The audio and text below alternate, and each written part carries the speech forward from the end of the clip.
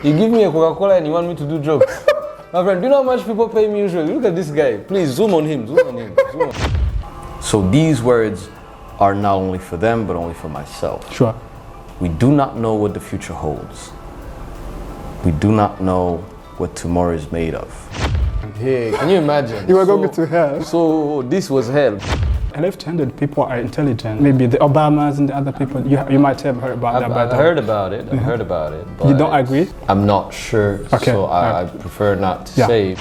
There's a certain link between what I do in art and what I do in marketing, in the sense that where I write ads, there is an innate capacity for some people, but there is also a possibility that if you love something, you can learn and get pretty good at it. Okay. And then you will reach as high as God has in plan for you, or as far as your talent and your work ethic is going to take you. A stand-up comedian, Burundian Rwandan, Michaël SENGAZI. Initially he did role, and later he found himself in the world of comedy. He won a prize of RFI Talents du Rire back in 2019. We are very happy to see you here today. Welcome on the set, in the setback. But it's a pleasure. It's a pleasure to be here also. Okay, you know, all right. We spoke about meeting. Okay. Follow. It's been like 2 months, eh? Yeah. 2 months that we spoke about meeting and doing this. Yeah. So can you tell us a bit shortly, Michaël SENGAZI as a comedian? You know, being an artist and a comedian in this region is something that is not given or is not easy at all. It's a career path that I chose because I saw the potential behind the ability to have people come together and laugh together. Because when a good joke is good, you know, the joke is good in itself. It doesn't matter if you're rich, if you're poor, sure. if you're from this family or that family, if you're yellow, brown, whatever. If the joke is good, everyone is going to laugh. Okay. As long as they get it, everybody's going to laugh. All right. So there's that form of togetherness around, you know, a form of art that, you know, can also have a message behind it. Sure.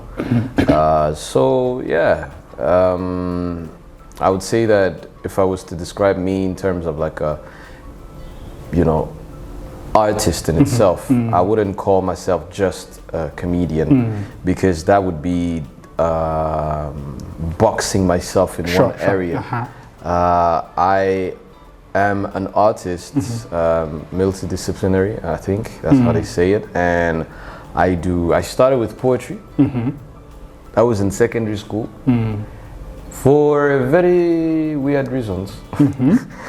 So in secondary school? I was in secondary school here in Burundi, Saint Michel Archange. Hey, by the way, did secondary school in Burundi? Yeah, I was born and raised here. My dad is Burundian, my mom is Rwanda. I was born in Gitega. Okay. And I came here, I came in Bujumbura when I was like, I think like 3 or 4, something like that. Okay. And yeah, started doing poetry in secondary school for the simple reason and the simple fact that I could not speak to women. It was very tough for me to talk to women. So since I was a very shy boy in the secondary school, you couldn't approach women easily. Okay. So the only way I could find to express myself and express my doing feelings poetry, some poetry, was writing poetry. Okay, and they love that, by the way. Now that is where another problem came in. There was another problem. Okay. I used to be a left hand, and I got my ass whooped. I got like, they would beat us. They would beat us. Apparently, the one who uses the left is the son of the devil or something like that. I think it comes from like a part in the Bible where they say like the ones that take the narrow path on the right, the ones that follow Christ, and the narrow gate, those who are going to heaven. The one on the left, the big one. Normally the left is the hell and the right is the heaven. Hey, can you imagine? You were going to hell. So apparently being left-handed was bad. So, but by the way, they said that left-handed people are intelligent. Did you know that? Maybe the Obamas and the other people, you might have heard about that. I've heard about it. I've heard about it. But you don't agree? You know, I mean, I'm not sure, so I prefer not to say, because that would put. But it's not verified, by the way. That would put a lot of people that are right-handed.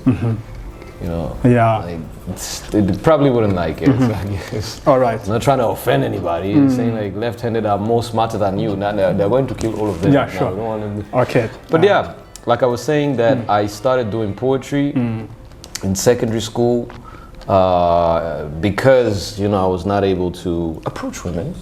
You couldn't get... And I couldn't get, you know, to them in the way I would want. So you had to use poetry. I had to use poetry in order to like get those feelings out that I couldn't utter with my own words. Good. But the other problem that I was telling you about is that a few years before that, we had to change, you know, from left hand to right hand. Right-handed, yeah. Which means even if I was writing poetry, I was writing it very badly. My handwriting. You had to start over again. My handwriting is it's still very bad. Like if I would give you my notebook right now, full of my jokes, you would not be able to do one joke because of how I write. It was just really, really bad. Sure. But yeah, that's the first form of art that I did, which was poetry. And the other forms of art that I did in chronological order, I would say I started with poetry, then I did theater. That was in 2010. Then I did stand-up comedy. Okay. And after stand-up comedy, I also kept writing because writing was part of, you know, poetry. And also I do write sketch, I do write theater, I do write books. I have a book for kids. Yeah. And so yeah, and I helped in writing for not only theater but some movies and some songs. So yeah. Okay. Those are like that's why I was saying that I don't just do one form of art. I do a lot of them. Yeah. You also did law. Yeah, I did law. Was that boring or annoying, or that helped you in your daily lives, maybe doing law today? What was that? Was that annoying or just something that you regret? I do not regret doing law because, you know, first of all, I learned a lot in those courses. And even up to now, I'm the one that checks my own contract. Sure. They send me a contract, I check, I know where to look, I know where they might put, you know, some little something just to like trick you, some tricks. It's tricky. I know how to read it, I know how to go through it. If I'm too tired to actually do that or I'm too busy, I send it to like one of my lawyer friends that I studied with, you know. So, and not only that, I do not regret the fact that I did law because another reason as to why I don't is because I was discovered in school, like in university, like the lady that still has a cultural center that is called Isho Art Center, came to our university with like writers. They had given us books prior, so I had taken one of those books and I was reading it, you know. So it was an opportunity for us to meet the writers of those books. So they came to the school, university, where I was doing law. And it is around that time that that lady proposed to me, like, how about you come to the, you know, art center. I saw you answer a couple of questions. You seem like someone who has a bright mind. How about you come and then, you know, we try to do a little bit of art. You seem like someone that would do good. I was like, cool. Okay. And ever since then, never looked back. Okay, that's good. But I did finish in law. You didn't finish law? I did finish. You did, yeah, because you have a degree. Yes, you have a degree in law. I have a degree. That means I just don't want people to think like, aha, this guy just dropped everything. No. You have a degree with which parents? With the Burundian parents? Yeah, my friend. With your father who said, no, you don't. My father always reminding me, like, do you know the amount of money? That I paid. The parents always remind you that. Like, do you know? The money I paid, is that for jokes? Now, my mom goes even deeper. She's like, 9 months.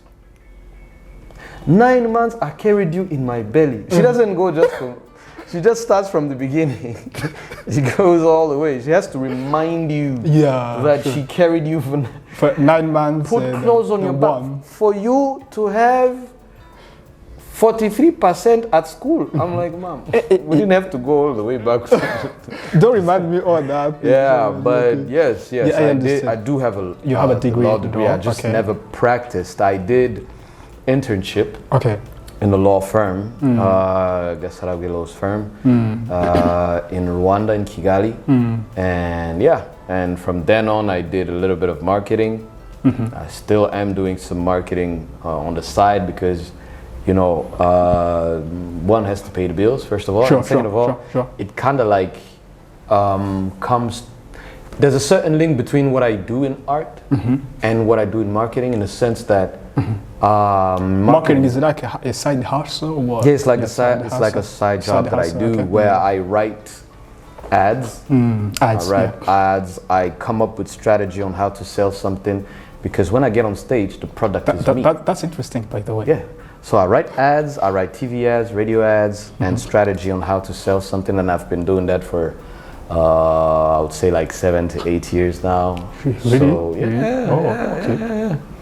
It's just that you work with companies and the product goes out there, but you never know who did.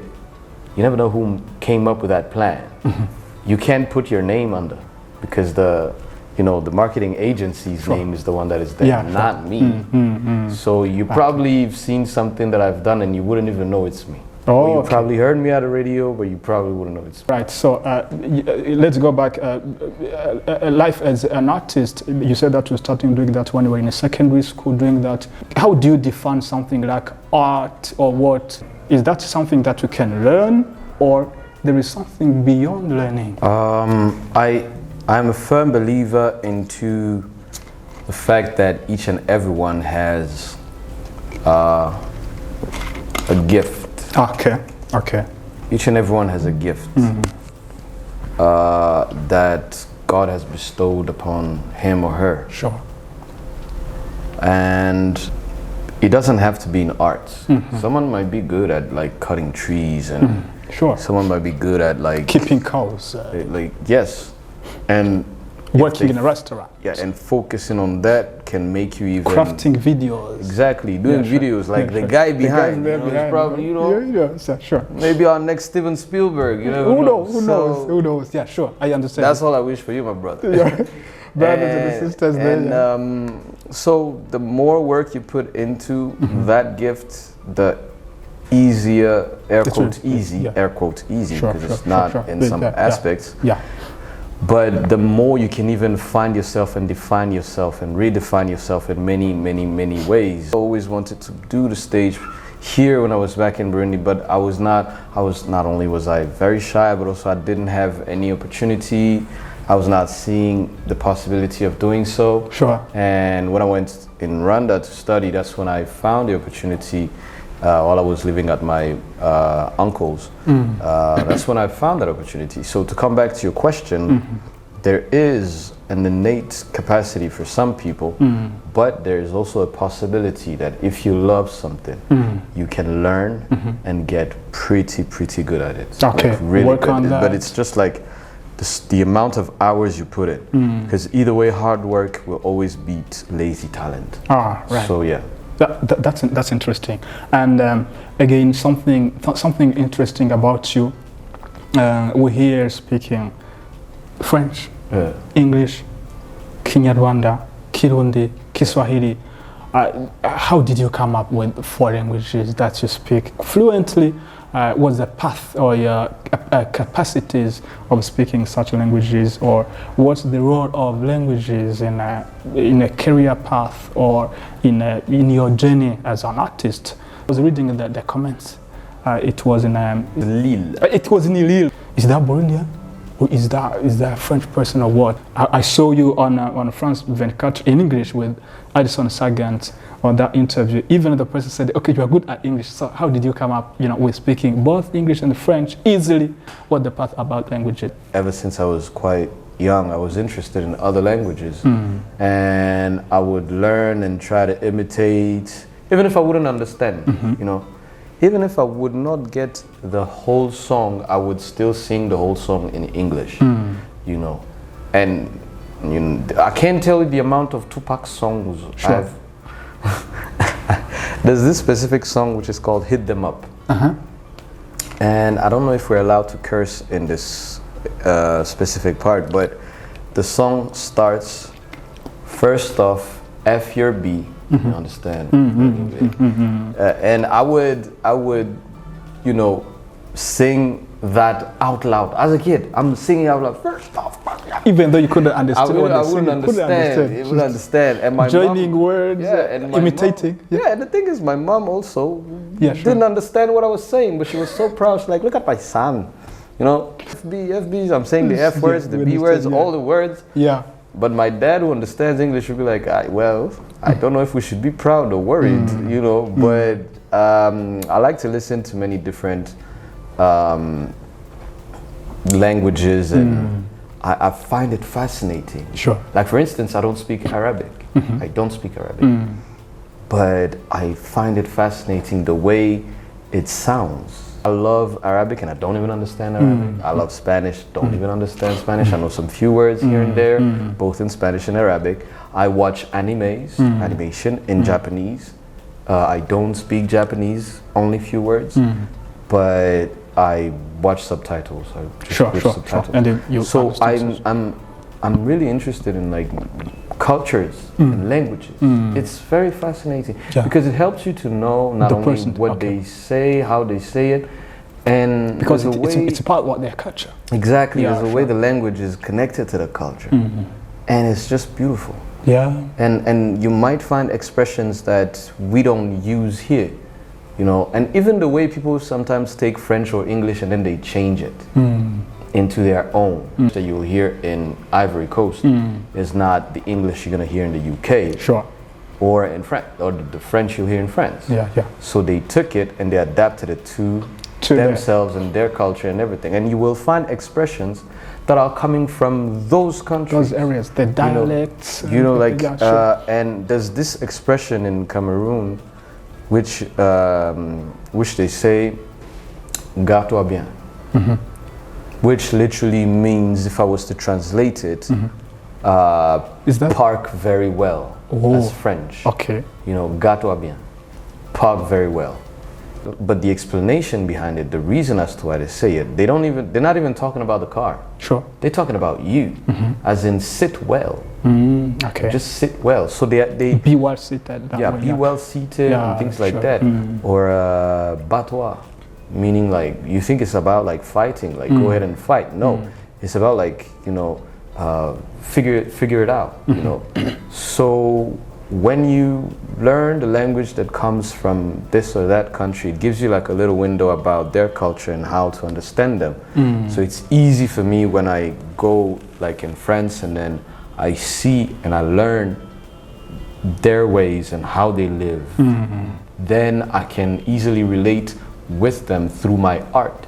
So yeah, basically my ability to try and learn this or that language comes from the fact that I'm a curious person, not only for languages, but also for the cultures and where people are coming from. Okay, what's the role of comedy in cultures, countries, communities in Burundi, in the region, or even the world? I think that comedy is very, very important. It's part of our daily life. Even when you're going to talk to a lady and you're trying to, woo her or convince her to like you, you drop a couple of jokes here and there to see. And if she laughs at your stupid jokes, this one is good. So you see, comedy helps build bridges, just like a lot of form of arts. There is a gap between people and so it fills that gap in between people. If I'm seated here and I'm, like for instance, I brought Michel Gou here in 2018, I think, 2019. But doing something like that, bringing someone that comes from a totally different culture but comes here and make people laugh, it's like bridging two different communities around one form of art. Even music. music helps, even if like, what is the saying again? Music is it's a language in itself. Sure. It's a language in itself. You know, it's about conveying a message. Yeah, it's about conveying the message, and it's also about like sometimes when it feels good, it feels good. Sure. You know, so comedy does almost the same thing, but with words and with like situations and with daily life. You know, we can sit together and laugh about things that we've both been through, and you know, and it's also it's also a way to, you know, relax and take your mind away for a little bit, you know, and laugh about some situations, even if they might be sad a little bit. So I don't see any type of society without laughter, because that's what comedy That would be does. boring. That would be very boring. Boring, yeah, sure. Like, imagine if you can't laugh, bro. You know? I mean, I understand if maybe you don't have teeth and you don't want people to see that. I get it. I get it if you don't have teeth and you're trying to hide them, and the teeth are just like shoots out like, and you almost kill someone with it, which by the way would be a very weird death. Like, what happened to him? They shot him with teeth. It's very weird. But, I understand. Yeah, sure. So yeah, I don't see any like society without comedy, art, laughter, comedy, and you know, art in itself. Okay. We do not see here in Burundi a lot of shows compared to other countries, like in Rwanda. In Rwanda, maybe at least a little bit, or even in Uganda. Here in Burundi, suppose there are young people who are growing or aspiring to become comedians, who are passionate about art or comedy. Do you give them just some words of encouragement that they could go for that? It's something good in the community, or how would they just get ready for that? Whoever is watching this and is interested in art, doing art is not something that is easy. Sure. But it's worth it. There's a reason as to why when you write heart, there's art in it. Because art is supposed to be coming from the heart. Sure. That is how I see it. He art. You know, it's like, I just got a little bit Catholic, a little bit. Sure. But I do not know what the future holds. And I don't know in which quality I should be standing in front of them and telling them what to do and how to do it. I haven't reached the pinnacle of where I'm supposed to be, or where I want to be and where I'm going to be. So these words are not only for them, but only for myself. Sure. We do not know what the future holds. We do not know what tomorrow is made of. What we know is right now. And right now is what we are sure of and what we have. Sure. Because we don't know what tomorrow has in store for us. Exactly. Yeah, sure, yeah. That's a mystery, yeah, sure. So in order for you to get to what you would want, you have to prepare yourself and go for it 100%. Since you don't even know if you're going to wake up tomorrow, might as well do what you have in your heart and what you want to do. Sure. And go for it 100%. Not those half-assed, like I'm thinking I might. No, just go 150%. Give it your all. And when you're tired, give some more. Sure. And then you will reach as high as God has in plan for you, or as far as your talent and your work ethic is going to take you. And after, when everything is said and done, you're not going to be like, I wish I had done this. No. Sure. Like, you've tried everything, and with the help of what you did, with the help of your abilities and your work ethic, Sure. and God at the forefront and the heart and behind and everywhere in it, I think there's nothing that one can't do. Sure. And those words are as important for them as they are for me. So what I would say is go for it, and God bless them. Okay. Since you started doing art or anything else, did you find a person who would be close to you, telling you, or doing some mentorship, guiding you throughout becoming as an artist? Or is that important to have a person like who is there, who has much experience in that, to help those people like you? Or maybe somebody is starting art or what, coming closer to Michaël SENGAZI, can you help me with this? Is that good to have a mentor in everything that you're doing? I would say that it's always good to have someone to look up to and someone that is extending a hand, a helping hand your way, Sure. in whatever way possible. You know, it's always good to have someone that, you know, comes to you and sees the potential in you and helps you. I've had people that helped me multiple times, more than once, in many different fields. And I would say, if I was to name a few, I would say the comedy nights, the ones that I did, the first comedy club in Rwanda, you know, was the group. I would say also the people in Isho Art Center and the other artists that I was working with. So they would, some of them unknowingly would maybe help me one way or another. And I wouldn't be where I am at as of right now if it was not for them. You know, because they are the ones that pushed me even when I couldn't feel like, you know, I had it in me. So yeah, it's very important to have people to help you, just like it is important to have Help you shape what you're doing, your passion, everything. Yeah. Help you, like maybe people that have been, you know, through it. Been there, yeah, through You that. know, Yeah. just like a parent would actually tell you, like, I've done this, I've been here. When I tell you, don't take this path because it's gonna lead you here. Somewhere dangerous or Then what? it, Okay, yeah, that's then good, it is your choice. Like, am I going to listen to them? So many times I haven't listened to them, and my friend, you learn because experience is the best teacher. But yeah. Any show that you did and you saw and you said, okay, finally I'm an artist. Can you still remember that? And you can say, okay, that was a turning point to me. And I said, okay, finally I, as SENGAZI, I'm finally an artist. Can you still remember that show? Where was that? Was that in Burundi? Was that in Rwanda? Was that in Kinshasa? Like I've said, because you've probably seen the interview on, you know, France 24. Where I'm talking about the fact that, you know, I wasn't considering myself like saying like, finally I'm an artist. No. It was more like I saw the impact of art, the impact of comedy. Being in a show where you had people that are looking at you funny, are like thinking about you, like, what is this guy doing, blah, blah, blah, you know, so.